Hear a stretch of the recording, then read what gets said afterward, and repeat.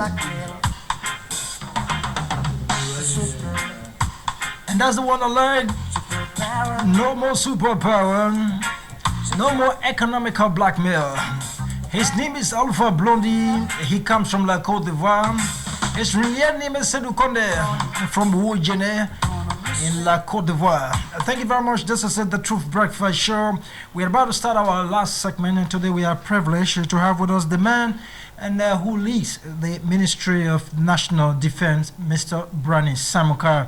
We're going to talk a wide range of issues. If you didn't know, a few days ago he was in Mali, Bamako specifically, where our national pride, the Armed Forces of Liberia, is represented as part of West Africa Peace Initiative in that sisterly country of Mali. We're calling this morning to talk about these issues and other related AFL issues, including the AFL widow Wahala. Good morning, Minister, and welcome to the show. Thank you very much. I'm quite impressed with your new studio. I haven't been here before, and thank you for the opportunity. And thank you very much for also accepting our invitation to talk about our dear army, the AFL. So how is it going? Well, things are fine. Things are going good on our side. Things are going well. Okay, you just arrived from Mali? Yes. You want to give us a picture of what happened there? Yeah, we got back on Sunday, actually. It was a very good trip. And, very nice trip, if you don't mind. Okay. We were asked by Madam President to go and represent Liberia for the Meta Parade, but also at the same time to assess the conditions under which our military personnel who are deployed to Mali are working, and to see how we can address those challenges that are there, and also to prepare for the rotation of the AFL troops, having stayed there for about a year since last year when they were deployed. If you recall, last year in January during the crisis in the northern part of Mali, and the response by both ECOWAS and of course the French intervention, Madam President announced that Liberia will be contributing an enhanced platoon to that particular mission area. So in June, the AFL will deploy under the AFISMA mission on ECOWAS, and on July 1 they got rehatted for the MINUSMA mission. The MINUSMA mission in Mali. Okay. They were initially inserted with the Nigerian contingent, and where they performed in the north, and then in Alatoli, and then later on they got tactical control or tactical command under the Togolese company in Diaboli. And then subsequently, the Bangladeshi is a battalion that is now taking over the location. So they have tactical command over that, which means that tactically, that is where the line of authority is. But strategically, they are still a TCC, a troop contributing country, which is Liberia in this respect. What do you call enhanced? Enhanced company, meaning the numbers of a company size kind of grew much more than the regular company size. Okay. All right, so probably instead of about 28, you got 46 persons. So we just call it an enhanced platoon. That's what we have. So specifically, what is their role? What their specific role is to participate and maintain the peace, just like the entire FISMA mission in But why are they Mali. embedded into other troops? The reason being is that because Liberia's contribution is far short of the United Nations minimum requirement of troop contributing to peacekeeping missions. Okay. The UN required a full battalion of about 880 persons, 850 to 880 persons, and Liberia only contributed a mere fraction of that number. That is why we could not be standing on our own. Militarily and most strategically, you can't have a platoon in such a theater as a full complement to defend itself. So it has to be a part of a full-fledged battalion. That is the reason why we are under what they call tactical control of another larger company or larger battalion. I think it has some advantages too, because you'll be learning and of course interacting with yes, people of different background and from different absolutely, countries. and it provided a very excellent opportunity for the AFL, in which we went out there and we were very impressed with the reports that we got from the Bangladeshi commander, the colonel, and also as well as the Togolese commander as well, and even the reports left behind by the Nigerians when they were leaving about the performance of the AFL soldiers in that part of the country, which is about 200 kilometers next to the Mauritanian border, and that whole area is marauding with extremist elements, Al-Qaeda elements, drug pushers and all of that. So that whole northern part of Mali is a very treacherous area within which the AFL was operating, along with other units as well. Okay. So Their wha- condition physically. Physically, assessment. no, physically they look really, really, really good. The morale is extremely high. Logistic. Logistics-wise, we have provided some. We didn't provide all. Through the United Nations, we provided only 2 vehicles: one M1017 trucks for troop movement, and then one tactical pickup for them to use as well. So the UN also complemented that by adding an additional 3 full vehicles, one of which was involved in an accident. Luckily, we didn't have any fatality. We had some injuries. Madam President responded to that very kindly in facilitating and assisting them. And then now they have recovered fully and have returned back to work, and they're working exceedingly well. I participated in the the medal parade, which was very, very impressive, very historical for our country. That the United Nations was able to provide the pinning in order to pin our soldiers for the 1 year of service in the mission. And when was the last time we had that? That was in 1962. Okay. The last time we did that was in 1962, almost about 52 years ago. So you can imagine how long it has taken us to participate in peacekeeping. What does that missions. pinning mean? Well, it goes to show the service of humanity, the service to humanity by a country in helping to promote and maintain peace and stability under the United Nations flag. So he wears that pin as a service that he performed on behalf of the rest of the world from your country, Liberia. We also decorated 3 other officers, 3 other soldiers for outstanding performance while in the mission era.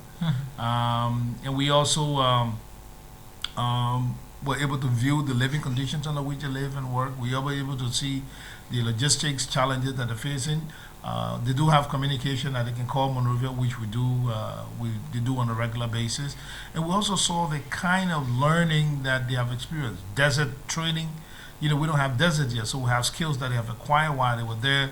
They have also acquired skills broader than just a platoon size, having operated with a company and then operated with a platoon. So it was a very impressive visit out there in Diabli. We had to fly from Bamako to Mopti, about an hour, and then get off and then get on another helicopter and go deep into the desert.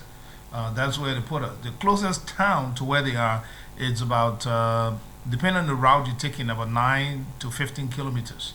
And because of United Nations rules, they don't normally go to walkabout. There's no walkabout in our location. So I can tell you for almost 348 days, they've been out there in the desert, deep out there in the desert. And so, For good reason, though. Yes, absolutely for good reason. And I must indicate, though, when I met the force commander, General Kazura of Rwanda, he was very, very, very impressed. He said that Liberia is the only country in the entire mission that they never received any issue of discipline. No disciplinary report, none whatsoever. And he was very impressed. And also the same thing indicated by Mr. Coinders, the SRSG. He also indicated how impressed Liberia's performance had been. As modest as Liberia's contribution was, he thought it was very important to indicate the level of professionalism exhibited by the Liberian military personnel. And where is that coming from? Is that because of the level of training, the good work with Well, SSR? indeed, yes. And I believe that it all comes from the training provided by the Americans, provided also the leadership by ECOWAS through General Abdurrahman and others, and the kind of mentorship under the African program that our military personnel have been involved in, and also the other training they have benefited from both Sierra Leone, from Ghana, Nigeria, China, Britain, Rwanda, all of these countries, and the United States, of course, all of these countries that have greatly, greatly participated in the training. But I must indicate that the core training given them in the initial entry since 2006 under the U.S.-led training program have played a very, very important role in modeling these young men and women that we have serving in the armed forces of Liberia. And we were very, very proud, lifting the flag, out there in the desert. We were out there and really honored to see these young men and women serving our country. Wonderful. You mentioned challenges facing the plateau. Yes. One of the challenges we experience is the issue of the kind of vehicle to use in that desert terrain. Because you need to mount a crew-serve weapon. That is, you need to mount maybe some kind of GMG or machine gun, big one on top, 20 caliber, 30 caliber on top of the pickup. But the pickup that we have, the base of that pickup is not strong enough to hang on to the vibration of the weapons. So it's been identified that Toyota Cruiser hardtop is what literally every country out there is using. So we brought that experience back. Secondly, the communication equipment that we use, because of the nature of the environment, we need to change that set of communication, which we have begun to change, because it burns out the battery. The mercury in it doesn't stay too long because of the overheating that takes place in that part of the desert. So that is also an experience that we gather. We also gather and learn also about water purification, because you're out there in the desert, the chances are the only kind of water residue you can get is mixed with the dirt. Okay. So you have to have a purification system in which you can purify the water prior to drinking it. And lastly, we also see that it is very important that countries contributing to international peacekeeping become self-sustainable. That is why the UN required is battalion size, because with a full battalion, you are in a position to be self-sustained, both on the operational side, tactical side, and more strategically on the logistics side. And that is why, with the suggestion to Madam President, Liberia is positioning itself so over the next 2 to 3 years, we have more personnel trained that we can have a full battalion capable in Liberia in future when our situation improves and gets much better than what it is today. We can contribute to the full UN peacekeeping mission. And how soon are you going to start this rotational exercise? The rotation takes place on the 26th of June, this 26th of June. Okay. About 2 weeks or so from now, 2 weeks or thereabout from now. We already have trained another batch, a huge batch, almost 4 times the number of persons we have in Mali right now. Have been trained and they're completing the training right now. That number, the chief of staff is going to be selecting from that number the rotational platoon that will be going on to Bamako. So the flight will take off from here to Bamako, drop them off, and then pick up the colleagues who are serving there for 1 year and bring them back. We hope to give them a rousing welcome when they come back home. Okay. Now, let's come back home and from Mali. So Operation Wash Over 3. Okay. Now, Operation Wash Over provides the battalion the ability to conduct small operations, the ability to conduct larger operations, to also see the communication capability, the logistic capability, the ability to move, the ability for the Coast Guard to come and insert, the ability to go and rescue, secure, maintain, the ability to ambush, the ability to disrupt, the ability. So a lot of exercise. So that was more of the climax of that. The first of that exercise took place in Bon County, Central Liberia, in the forest out there several years ago. The second one took place about a year or two ago in last year, I think, in Western Liberia, that is in Cape Bon County, and this was the third that was taking place in Buchanan, which at the end we have a bonfire with the local population.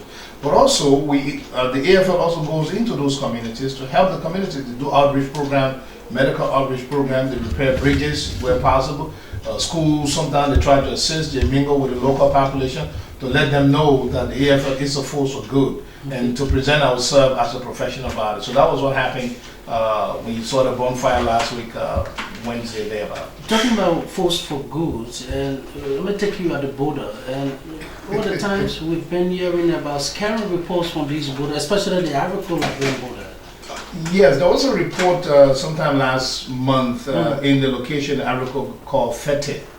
If you notice, coming further down south in River G, you come towards River Ware area, and then you proceed towards the border, Tisley, Yubo, around that location, what they call Chipo Island. That location across from the Kavala is Para, and then Fete is probably several kilometers beyond. It was infected that there was a security incident in which some persons got killed and seen the gunfire. Apparently, the Ivorian responded to that and were able to bring the situation under control. It's always reported that gunmen from Liberia, gunmen cross over. No, those are all reports. We've been able to establish that, in fact, we were receiving refugees that were coming into the country. About 31 persons crossed the border. I communicated with my counterpart in La Côte d'Ivoire. We have a hard line between the two of us, and we were able to clarify the issue that, in fact, it was an internal problem that they were dealing with, and they have responded successfully. So it didn't really happen? No, it happened, but not in Liberia. Oh, in La Côte d'Ivoire. Who were responsible? Do we have a crossover there? No, there was no. To cross that part of the Kavala is really tough. I mean, it's like a downstream of the river, so it's really the current is very, very high. And it's not a very habitable location. However, because of the forest density,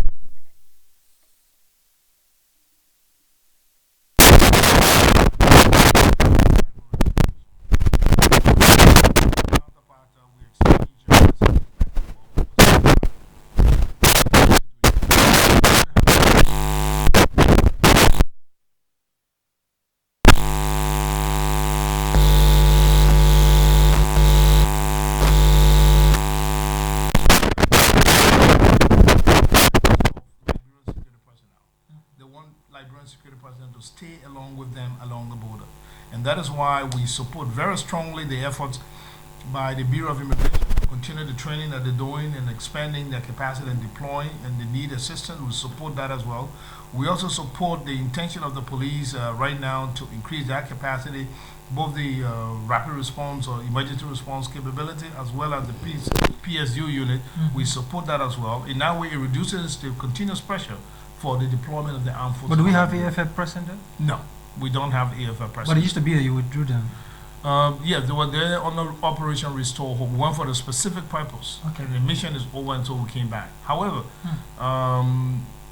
for intelligence purposes, I cannot speak on that, but indeed, yes, we're doing some things to make sure that we are fully, we got situation awareness. It's been brought to bear for us. So Okay, that but has been done.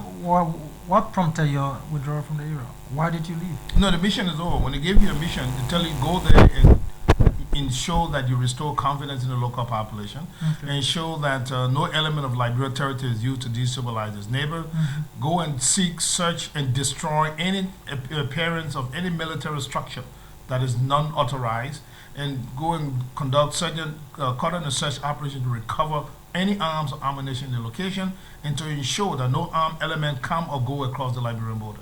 The current AFL, Yes. does it have the capacity, the training, the logistic to defend the territorial integrity of our country without external support? Comparatively with UNMIL, you can't make that comparison. That would be an unfair comparison if I were to do that. Okay. On the other hand, I can say that in terms of training, yes. In terms of logistics, we don't have all of the logistics. We don't have all of the capacity to be deployed in all over the board at this present point in time. Our size does not give us that leverage in order to do that. However, we are capable of conducting missions once assigned. So that we were given a situation Now that you can respond to a situation. not only respond, but we can conduct. Okay. That means we can be inserted into a given location and take initiative if need be. However, that will require, some logistics that will be needed, which we do have some, but on a sustained level, they will definitely need additional support to be provided. Example? If we were running an external engagement with any foreign enemy, for an example, we need to beef up our supplies. And that's the biggest constraint you see. Yes, that is the biggest constraint. The state of the AFL, have we attained what we really wanted? In terms of size? You see, when you look at the size of the military, the first conclusion you draw is the comparative conclusion, which you say it is small. That is true.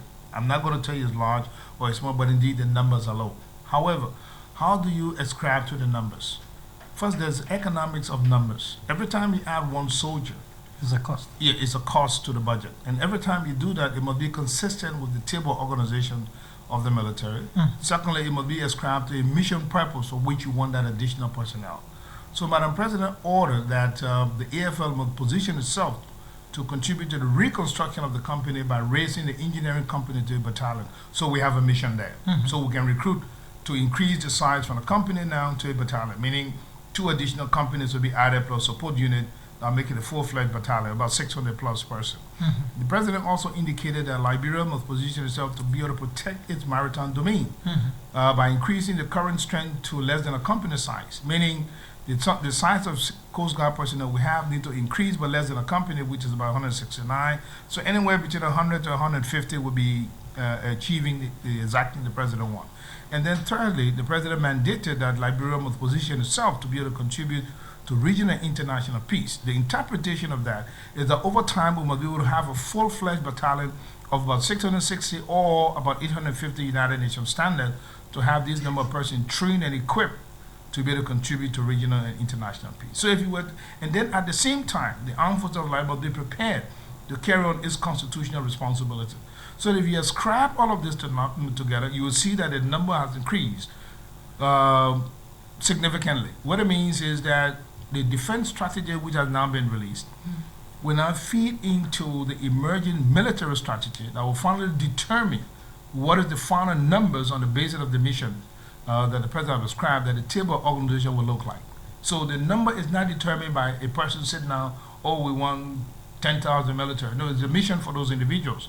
So the mission will drive the size, which is being determined. But do we have a blueprint for that? Yeah, that's where the defense strategy, the military strategy, when finally completed by General Zankan, will then give us the blueprint as to what is it he wants in terms of to carry out the mission that the president has assigned. Talk about him since he took over. How is it going? He's a very excellent officer, well trained, very excellent deportment, very clear in his mind, very sharp, very astute, well respected among his colleagues. He's physically fit, and he's a very competent individual.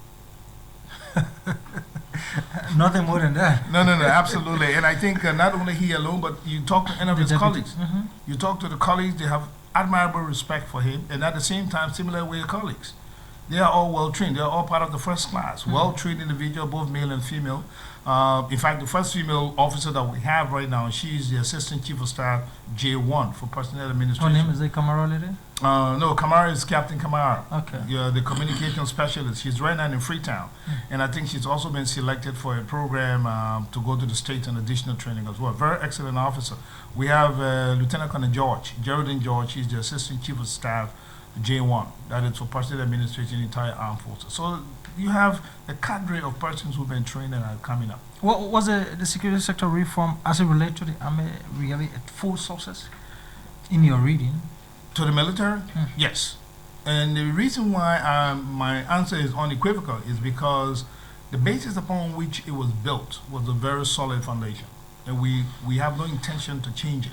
It makes a lot of sense that individuals joining the military should come in on the order of merit after going through an empirical vetting process. Because that vetting process includes the public. Okay. The public have the right to say. It was really intense. Yes. And even as you are in the military, you can still be kicked out if we have additional information that you did not disclose or we did not discover, or that they appear to show that you have some kind of human rights violation or some kind of criminal record. Tell me this, is it possible to have someone in the army now with a background in the rebellion that we had in our country? Yes, we do have. We have persons that have been vetted who are from the former AFL, who are from former ULIMO, who are from former MPFL. What was the basis of the... No, they passed the vetting process. That means their action, wherever they were, did not violate anything. Whatever they did, they didn't do anything negatively that And as far as you know? Yes, as far as we know. Okay. And as far as the public can provide to us. Okay. Because our vetting process is what they call non-judicial, meaning we will not prosecute the individual if we have information about someone. So because of that, people have been able to come and give us a lot of information about individuals. Okay, the biggest news has to do with this whole EFA widow Wahala. And we've talked about that extensively on this network. Now that you are with us, Yeah. do we really owe these quote-unquote EFA widows? What's the situation? Where does the government come in here? Just give a background on the whole EFA widow thing. Okay. Let me state from the beginning that anybody who has lost a family member, you feel sad for that. Whether it is a closest relative or a distant relative, a husband, a son, or a daughter, or any family member who you lose, you feel very sad. And we share sympathy with that. And all of us who have lost families and relatives, friends in this conflict, we are saddened by such a loss. I must indicate that there's a human element whenever somebody dies. So my response doesn't necessarily mean we lack the sensitivity. Okay. On the basis of that, I can say that given what I'm aware of and what the government has done, we do not owe the widows any single penny. Everything that the government and the previous transitional government committed to do, they did exactly that. What is the role of the government in this regard? The When it role- comes to widow, The role of generally. the role of the government here is to see how they can be empowered in many other ways, either through training, through scholarship programs. No, I mean on the book, if you have your husband serving the armed forces of Liberia and then he dies, Well, the what are previous the benefits? the previous law did not ascribe any benefit at all. It simply provides 3 months of the individual's salary. They take care of the burial, they take care of the death, and that's it, Which is applicable to them. which is applicable to them as well. In addition to that, the government expended a lot of money in the process. If you just give me a couple of seconds, I will Yeah, just go ahead. I'll tell you exactly what the government of Liberia expended in many different ways. From 2005, after the discussions with the widows was agreed in the beginning of 2006 with Chairman Judy Brownie, the late, as well as Madam President, the incoming president, an amount of 20,000 Liberian dollar was agreed upon to settle the benefit of these individuals. So from Per family of a person. per person that they commit to have died. Okay. We had a army size of about 4,000, 5,000 plus, thereabout. The widows were about 900 on the beginning of the discussions, but it ended up being 3,365 widows Okay. from the beginning of the discussion. So in the first category of that first payment of 3,365 persons, The government of Liberia expended 67 million Liberian dollars by paying them out. Then they came out and said, oh no, we still had about 175 more persons. New widows. New widows. So a second payment was made of 3.5 million Liberian dollars. And then finally, through some discussion with the lawyers, through challenging of the Minister of Justice, we looking at the whole process, they came back and said there was a balance of 33 widows. So the government expended 660,000 Liberian dollars. In total, the Liberian government have spent since 2006 71 million Liberian dollars paying these widows as benefits for those who say they were lost. Then, secondly, in order to build that capacity, an agreement was reached. The president tried to encourage them to be able to do something for themselves. Those who want to do tailoring, those who want to learn how to be seamstresses, those who want to learn how to bake, to give them some capacity so that they'll be able to go back to the communities. So the government allotted $100,000 for them in 2007. US dollars. Yeah, US dollars. When that allotment was made, the money was put in the bank. I was the signatory to the to the account. Me and my deputy plus the two ladies who were the leadership, Esther Miles and Ms. Besa. Very excellent persons. So the money was deposited into the bank. Finally, the widows decided that they needed their money for other purposes, to build their capacity, but they also want to do other business. They consider buying truck, they consider buying, doing business, they consider loaning themselves. So there are many things they consider. All we want to do was to account for the money coming out of the bank to them. When they receive the cash, what they do is their prerogative. So they received the following breakdown. If I may just Go ahead. share that with you as well. On August 21st, 2007, they signed for 60,000 United States dollars. 1 month later, on September, 2 weeks later, on September 5th, they signed for another 7,000 US dollars. On January 4th, 2008, they came for 1,000 US dollars. On February 4th, 2008, they came and signed for 26,000. And you were approving all of those? Yes, that's their money. Well, 26,000. you had a duty to ask them what they're doing with it. Well, they Say said it was intended for capacity building. yes, and they said they want. This is how they wanted to spend their money. They wanted to build their capacity in many ways, maybe to do business, to loan themselves, to do Douglas Fleck clothing. So whatever they wanted to do, that's what they did. All I was supposed to do was to make sure that my signature was there, confirming that the government has given you the money, Okay, that was what you're supposed to do. and that was what I was supposed to do, and that's what I did. Okay. And then finally, on July 3rd, 2008, they withdrew the final amount of 5,000 United States dollars, making a total of $99,220. There's a balance in the bank since then of 780 United States dollars. And to the best of my knowledge, that money is supposed to be in the bank, unless for bank charges or other reasons. I know there was some question as to why, Minister, you didn't stop them. I said, no, that was not my job. I have my job. When they tell me what I'm supposed to do, and that is what I do. But did you do follow-up as to what they did with this money? No, it's their business. It's their money. It's not mine. My job was not to do any follow-up at all. But the president objective was to build the capacity of No, the president's intention was to enable the widows to develop, to have capacity built. So the money is there. Brownie, here's the people money. Here's your money here. When you need it, you let us know. Okay. And so the So where are they coming from now with these new demands that they're putting up? well, indeed, every year, January when school is opening, for pressure for tuition, we have a crisis. July 26th is coming and the budget year is on, so you expect that people will advocate for that. When Christmas is coming, so these 3 periods of our years, every year since 2006, that's how it's been going. People find means, not on the day alone. Many different people come with different means. You have people from the 1960s, NIOC, say the government owed them money. You have people from the Kavala project when it started many years ago. You have people who from the Raymond Construction Company. They were ready to get broke. They said the government owed them money. So it is a phenomenon in our society. It is left to you now to tell them. So I have stated very clearly, and I repeat here, that this government has no legal basis whatsoever for anyone to claim benefits from the government for anything such as death. Oh, but there was this gossip that you purchased a truck. There was no truck purchase. You purchased a truck. There was and no. You use it. No. They their own document here. They signed the document. They took their money. One single penny. Did I understand they were anybody? even involved in gold business in Mumbai. Well, look, that's some things other people did. I'm not gonna speak about what some of those. So how do people we did. handle this thing? The incessant demand from these EFL widows. It's a very simple. What are you recommending? A very simple thing. First, the acknowledgement that the government not owing a penny legally. Okay. We establish that legal fact. Mhm. Secondly, we then seek to find ways in capacities. You can't be handing out. It's not possible.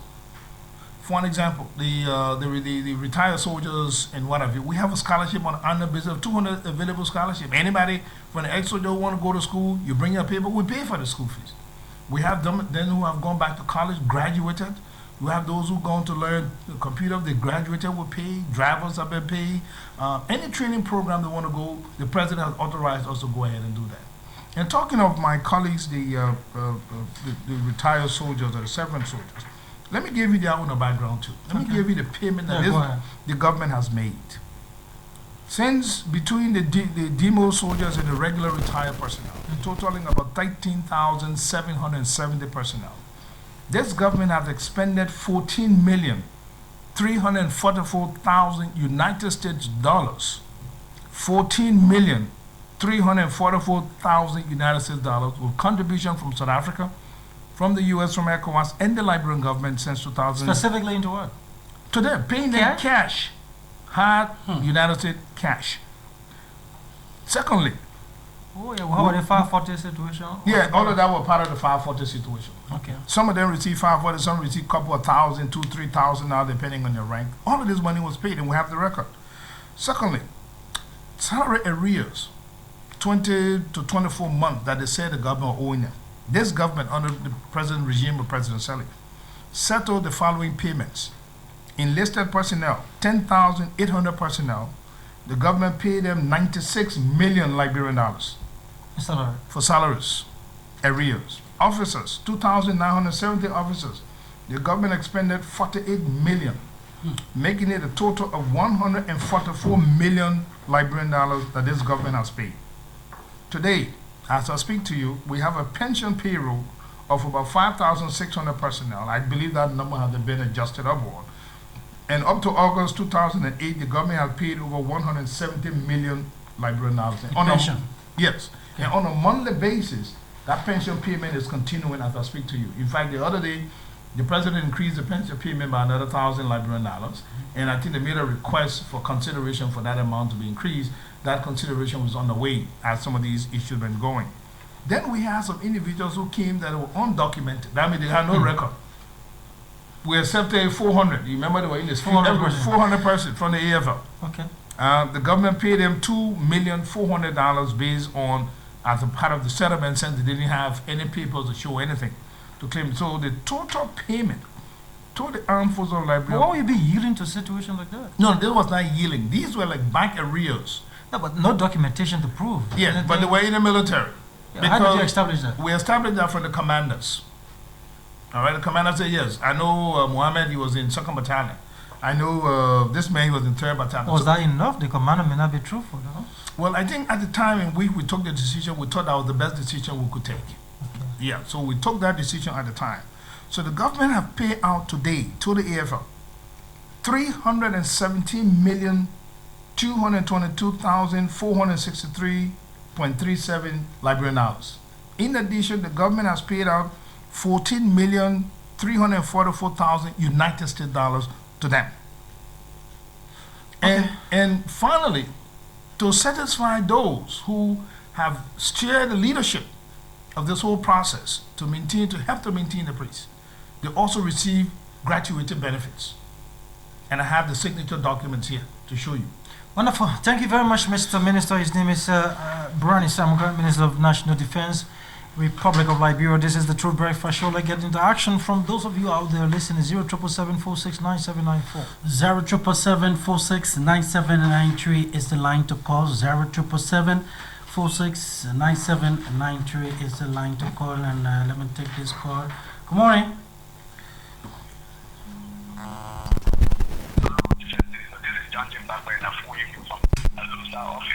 Go ahead. Thank you, because sometimes we have our fundamental difference and political difference and also intellectual difference, but when it comes to reality, we want to address the reality and talk about personality. I personally want to commend the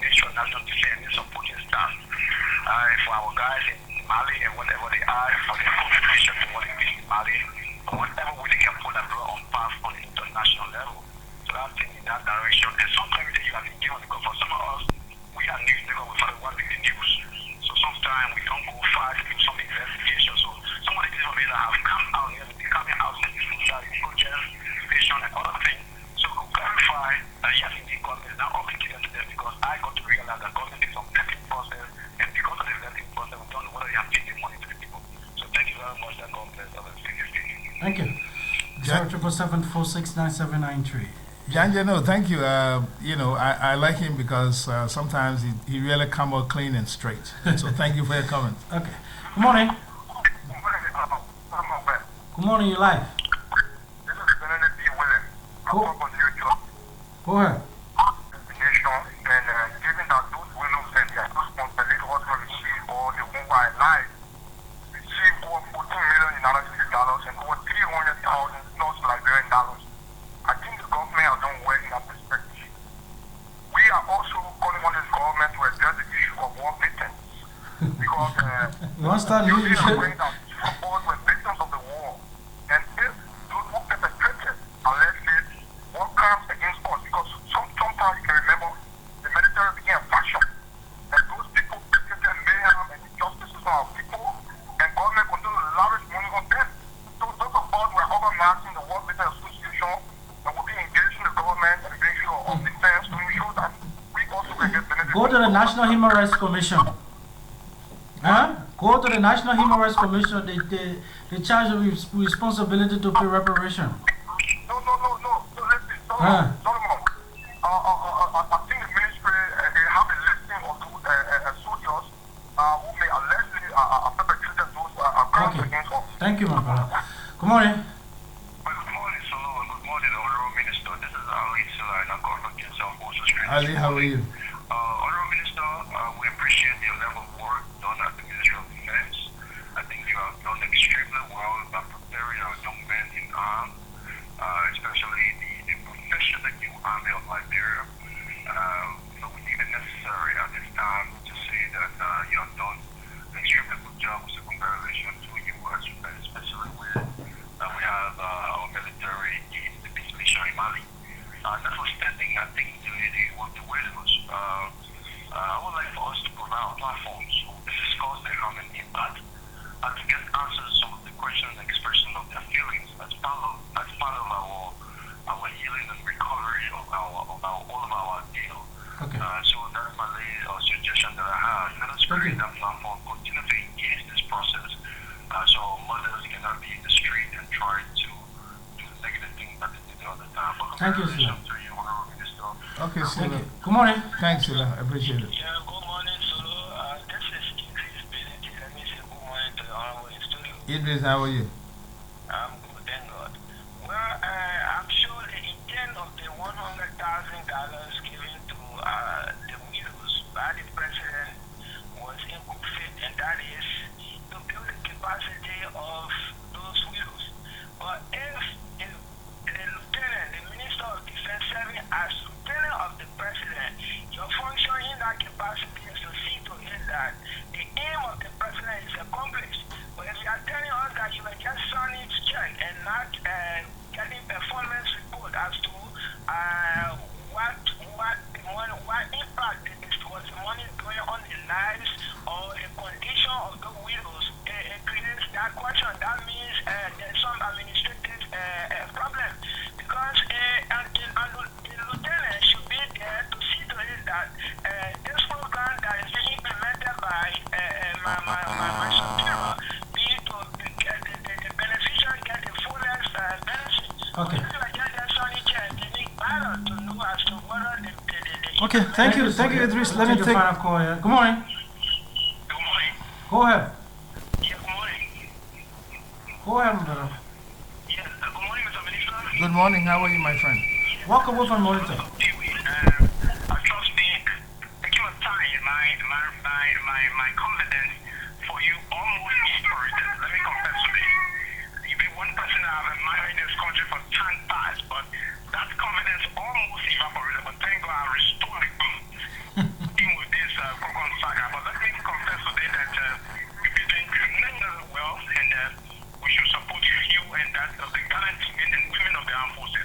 Our one person last time that said that armed forces is not only geographically balanced, but they are intellectually also balanced. So let me commend you and wish them well as we move forward. Okay. And they brought now very well in the Committee of Nations. Thank you, Thank you man. very much. Thank you. Thank you. Thank you very much. We'll go to the minister to conclude. We have the time. Good morning. Good morning, Mamadi. Go ahead. Good morning. So, my name is Fala Idol, and I on, Vala.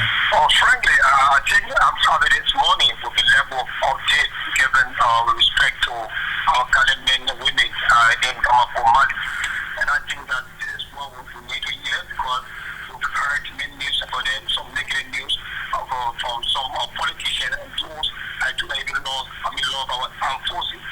But other minister, I love the level of breakdown they give with respect to how the Liberian government being able to help the widow and other areas of personnel that work in our army.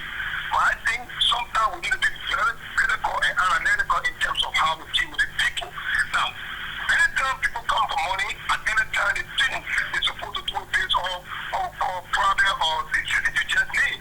Minister, I think the government is supposed to not where some of these pennies of the money or try to improve it for life.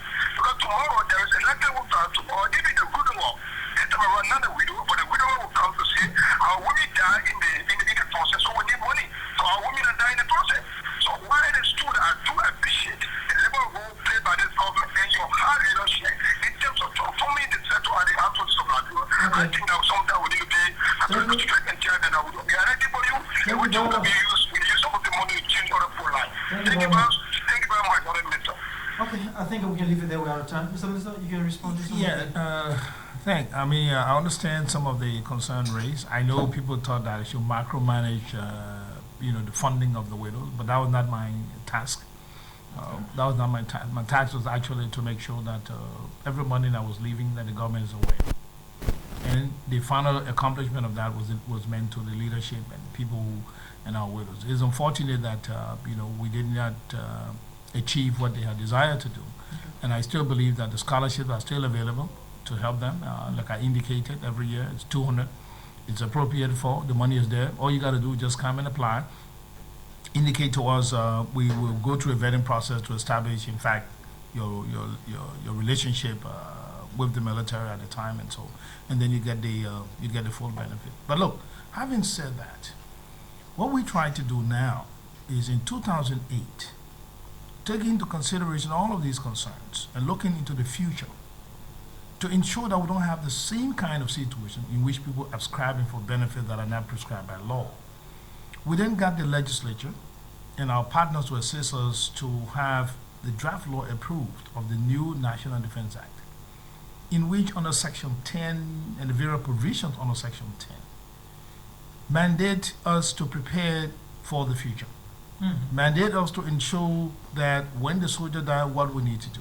Authorize us by law to establish regulations in that regard. It authorizes us, for an example, on the issue of compensation, even stipulated when the soldier retires, what is the percentage of that benefit? It's stated by law. What is the constraint?